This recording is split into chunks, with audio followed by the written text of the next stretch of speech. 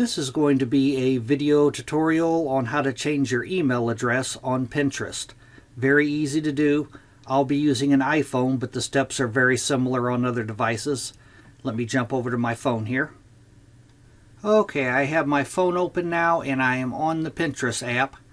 To change your email address on Pinterest, first thing you need to do is tap on your profile icon in the lower right hand corner. And I think the only difference between an Android device and an iOS device is on an Android device you would tap on Settings from here.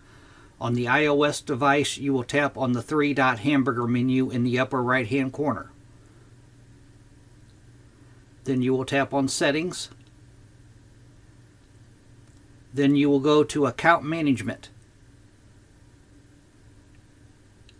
And right here you want to tap on the little arrow next to the email. And then you can change your email address to anything you'd like.